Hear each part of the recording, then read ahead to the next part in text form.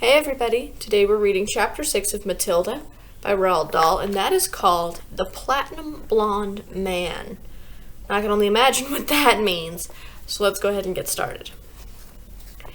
There was no doubt in Matilda's mind that this latest display of foulness by her father deserved severe punishment, and as she sat eating her awful fried fish and fried chips and ignoring the television, her brain went to work on various possibilities.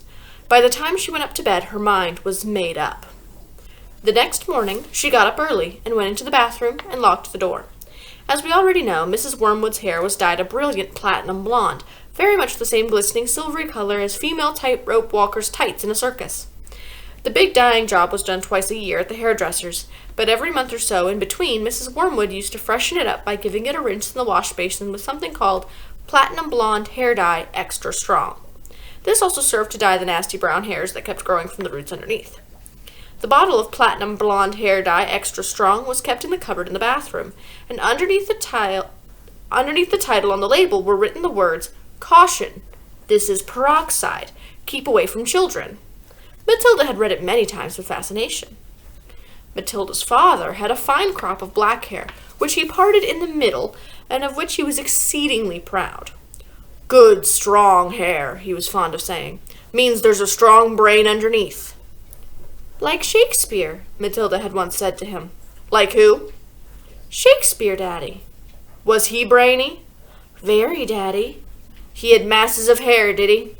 "He was bald, Daddy." To which the father had snapped, "If you can't talk sense, then shut up."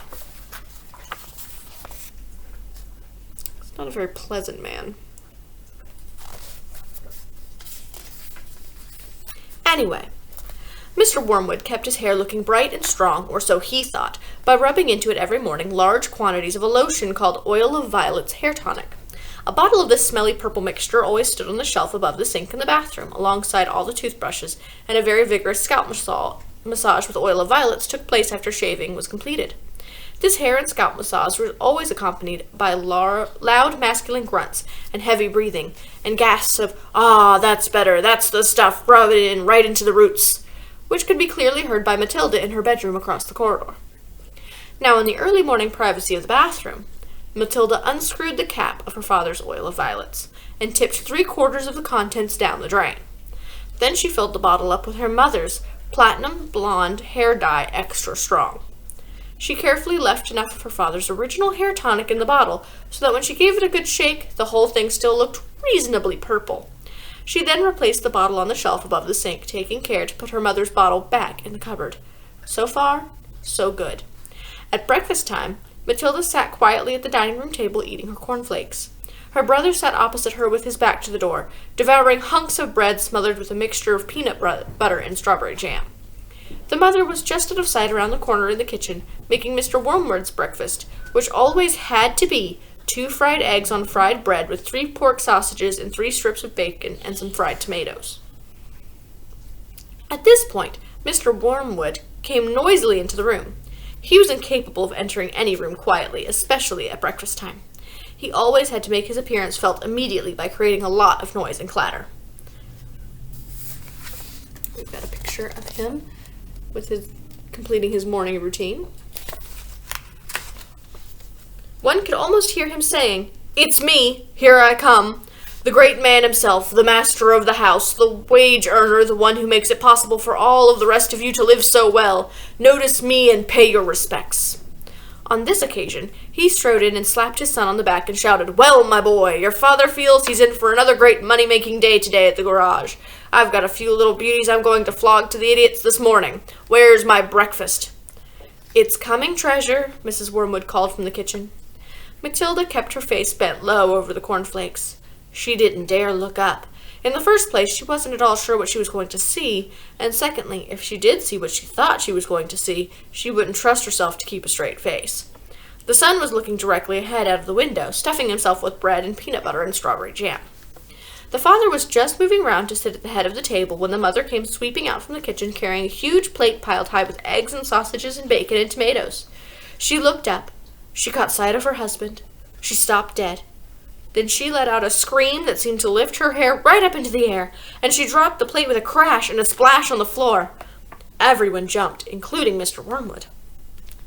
"What the heck's the matter with you, woman?" he shouted. "Look at the mess you've made on the carpet." "Your hair!" the mother was shrieking, pointing a quivering finger at her husband. "Look at your hair! What have you done to your hair?" "What's wrong with my hair, for heaven's sake?" he said. "Oh, my God, Dad, what have you done to your hair?" the son shouted. A splendid, noisy scene was building up nicely in the breakfast room. She was dropping that plate full of food. Must have been quite the shock. Matilda said nothing. She simply sat there admiring the wonderful effect of her own handiwork. Mr. Wormwood's fine crop of black hair was now a dirty silver, the color this time of a tightrope walker's tights that had not been washed for the entire circus season. You've dyed it!" shrieked the mother. "Why did you do it, you fool? It looks absolutely frightful. It looks horrendous. You look like a freak." "What the blazes are you talking about?" the father yelled, putting both hands to his hair. "I most certainly have not dyed it. What do you mean I've dyed it? What's happened to it? Or is it some sort of stupid joke?" His face was turning pale green, the color of sour apples. "You must have dyed it, Dad," the son said. "It's the same color as Mum's, only much dirtier looking." "Of course he's dyed it," the mother cried. "It can't change color all by itself. What on earth were you trying to do? Make yourself look handsome or something? You look like someone's grandmother gone wrong." "Get me a mirror," the father yelled. "Don't just stand there shrieking at me. Get me a mirror." The mother's handbag lay on the chair at the other end of the table. She opened the bag and got out a powder compact that had a small, round mirror on the inside of the lid. She opened the compact and handed it to her husband.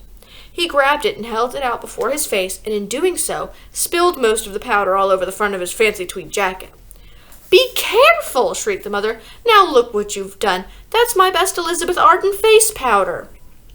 "Oh, my God!" yelled the father, staring into the little mirror. "What's happened to me? I look terrible. I look just like you gone wrong. I can't go down to the garage and sell cars like this. I can't handle this. How did this happen?"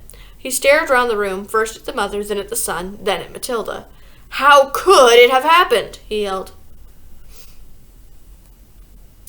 "I imagine, Daddy," Matilda said quietly, "that you weren't looking very hard, and you simply took Mummy's bottle of hair stuff off the shelf instead of your own."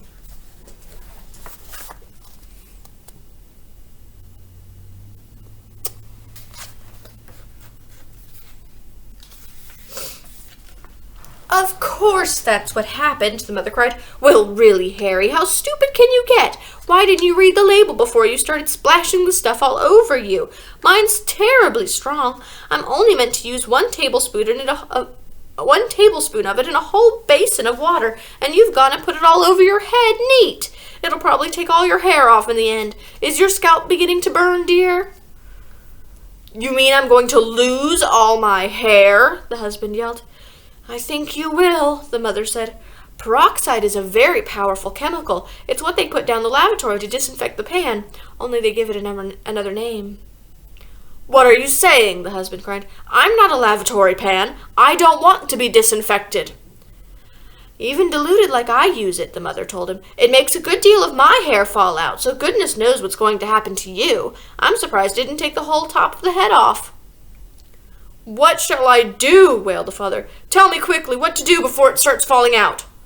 Matilda said, "I'd give it a good wash, Dad, if I were you, with soap and water, but you'll have to hurry." "Will that change the color back?" the father asked anxiously. "Of course it won't, you twit," the mother said. "Then what do? I can't go around looking like this forever."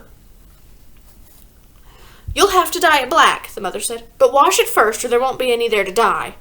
"Right," the father shouted, springing into action. "Get me an appointment with your hairdresser this instant for a hair-dyeing job. Tell them it's an emergency. They've got to boot someone else off the list. I'm going upstairs to wash it now." With that, the man dashed out of the room, and Mrs. Wormwood, sighing deeply, went to the telephone to call the beauty parlor. "He does do some pretty silly things now and again, doesn't he, Mommy?" Matilda said. The mother dialed the number on the phone and said, "I'm afraid that men are not quite as clever as they think they are. You will learn that when you get a bit older, my dear." Here's little Matilda. And the next chapter is called Miss Honey, and we will read that tomorrow.